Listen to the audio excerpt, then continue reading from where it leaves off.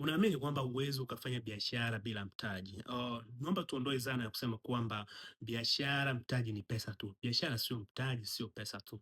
Muda unaouwekeza, um, idea ulizonazo, skills ulizonazo, vifaa ulivyo navyo, huo nao ni mtaji katika biashara. Kwa hiyo hakuna biashara ambayo unaweza ukaianza bila mtaji. Ikiwa kwamba hujaanza na mtaji pesa, basi jua utakuwa umeanza na mtaji vifaa, na mtaji akili, na mtaji maarifa, na mtaji muda. Kwa hiyo inatakiwa kwenye biashara, thamini muda unaoweka kwenye biashara yako. Ule ni mtaji mkubwa sana.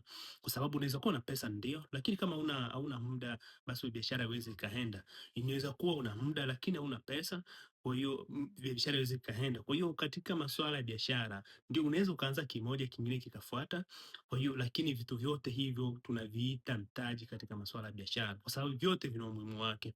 Kwa hiyo biashara bila mtaji haipo. Sema tu watu wanakariri kwamba wanafikiri mtaji ni pesa tu. Mtaji sio pesa tu, hata muda unaowekeza, na inatakiwa uthamini muda unaowekeza. Kama uthamini muda unaowekeza kwenye kufanya jambo fulani, basi ujue kwamba utapoteza muda mwingi sana, kwa sababu muda ule ambao unaupoteza wewe hauthamini.